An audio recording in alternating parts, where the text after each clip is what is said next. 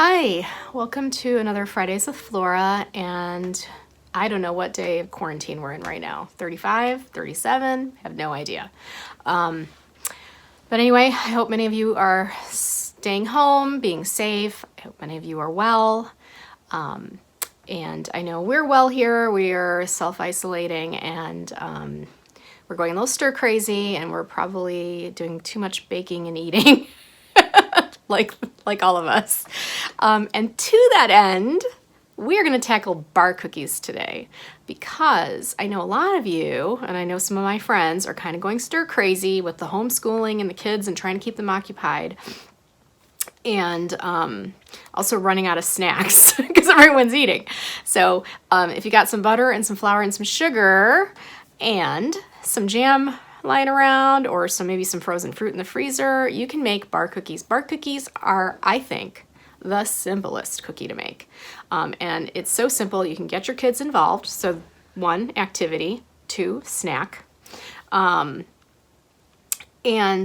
if you haven't made a bar cookie, it's like a brownie and a cookie came together and had a baby. And they're super, super flexible. As long as you have that base of that shortbread, you can fill that middle with whatever you have around. Now, sidebar, I also showed you all how to make some strawberry jam without pectin at the last episode of Fridays with Flora. And I did that because I wanted to use some of that jam in this recipe this week. So if you want to make homemade jam, again, another activity to do on quarantine, right? Check that video out too. But it doesn't need to be that complicated. You can get whatever jam you want, and I'll show you how to use it in this particular bar cookie. You could also, if you've got some fruit lying around, just cook it up on the stove with a little bit of sugar and maybe a little bit of lemon zest, depending on what it is, or maybe a little bit of vanilla and a dash of salt, and you can use that in the bar cookie. So bar cookies are usually overlooked for typical drop cookies or shape cookies, but bar cookies are so easy.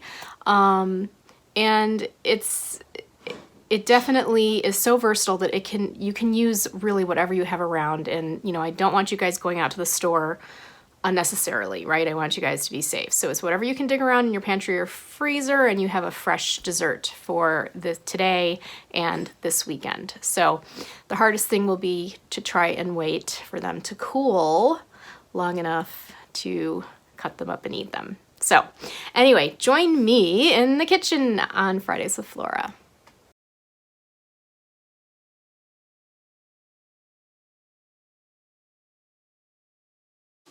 All right, so your basic bar cookie starts with a shortbread, which is pretty much a flour, sugar, butter base, sometimes with an egg, which actually this one is going to include.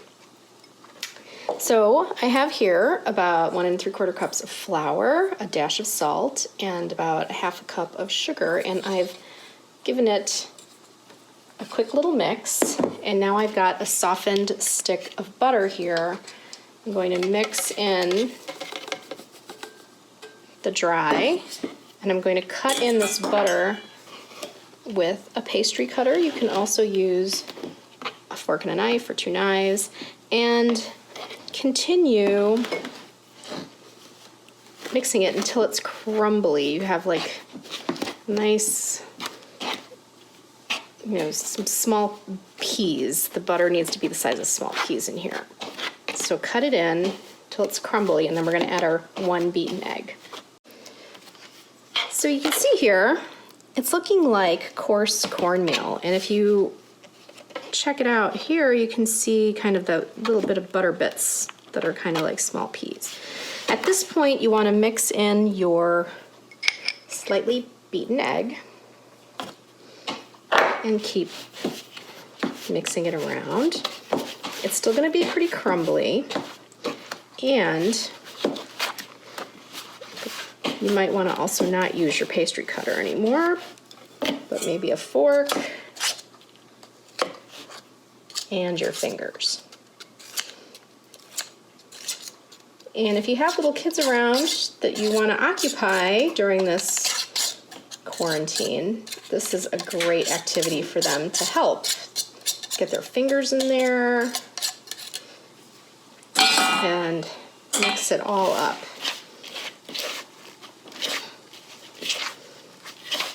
Now, you just want to do this until things start coming together.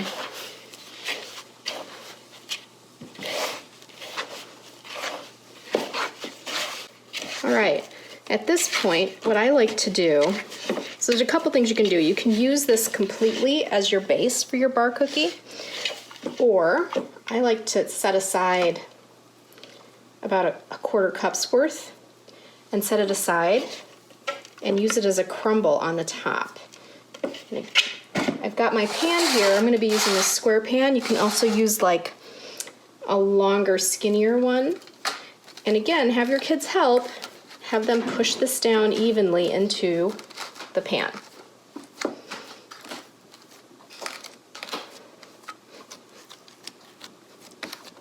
Have them use their palms or their knuckles. And you want to get it as flat as possible. And this is a really great basic shortbread. From here, it's up to you. You can have lots of fun with what that second layer flavor can be. We're going to be using strawberry jam. You might have blueberry jam. You might have blackberry jam. You might have frozen blueberries in the freezer that you can throw on the stove, cook it down with some sugar and maybe a little zest of lemon and pop it in. So use your creativity and what you have in your kitchen so you don't have to run to the store during this quarantine. And that could be your second layer. So you've got this nice and flattened, and I should point out we greased this pan liberally. You can also use parchment paper under here if you want. All right, once this is set, we're going to move to our filling. Alrighty, over medium heat, we're going to melt about 45 tablespoons of butter. And to this we're going to add 2 tablespoons of honey. All right, to that honey, we're going to add also a quarter cup of sugar.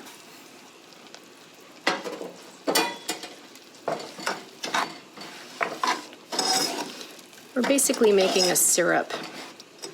This is not necessary for your bar cookie. Sometimes for bar cookies, you just want to do like a confectioner's sugar kind of drizzle on top, or don't do anything.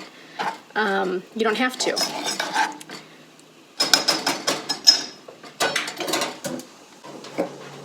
Because we have a lot of almond flavor and almonds, I'm going to kick up the almond flavor with 1/8 of a cup of Amaretto. Now, depending on what your bar cookie is going to be, you can do Kirsch, you can do brandy.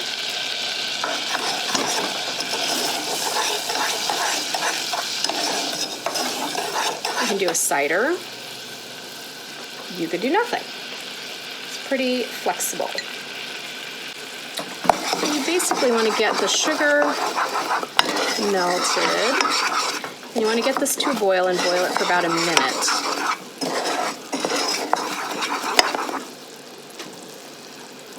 So you get a nice syrup. Okay, we boiled that for a minute, and now we just need to set that aside and assemble our bar cookie. Okay, so time to assemble.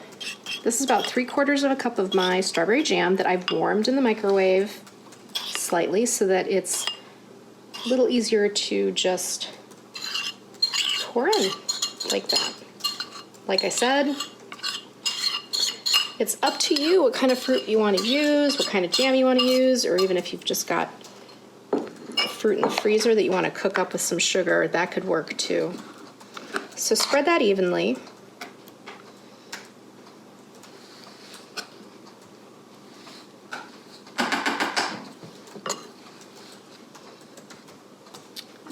And next, I'm taking that reserved shortbread and I'm crumbling it on top.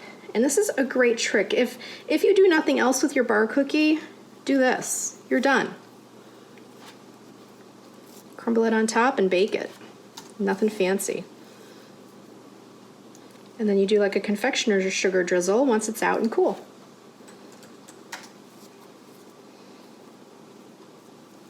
can also add nuts to this, which I will do. It's got an almond kind of flavor to it. So at this point, I'm going to sprinkle sliced almonds.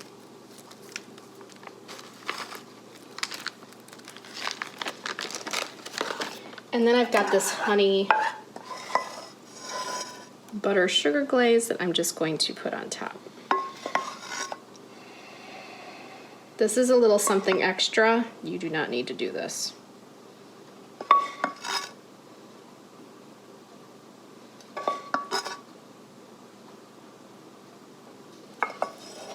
And I'm going to bake this off for 30 minutes. All right, we just pulled this out, and I had to give it an extra 10 minutes. So all in all, it was about 45 minutes. We want a nice golden color here. It's stopped bubbling, so you just basically let it sit. And because we used a honey glaze on top here, we're not going to do a confectioner sugar glaze, but you can certainly do that. And if you do that, wait till it's completely cool. So you kind of want to let it get down to room temperature before you slice them into squares and serve them up to your family. So we're going to wait a little bit before we try them. Okay, so we've been cooling this. It's still kind of warm. But you can see, you know, if I really let this cool a little longer, these would come out a little easier.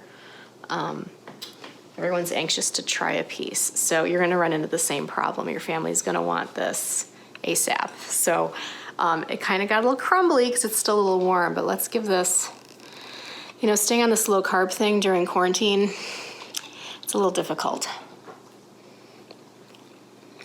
I gotta say, having it be a little warm, it almost has like a coffee cake kind of thing.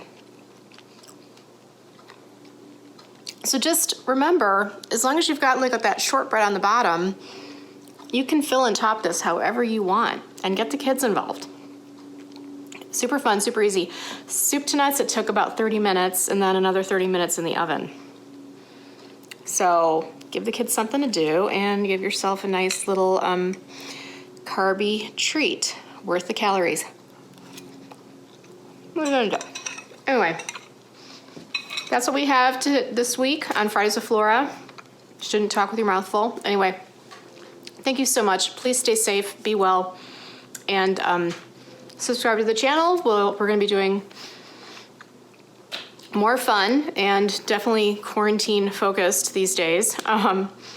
So maybe next time we'll do a craft versus baking and keep the calories down. Anyway, subscribe and take care.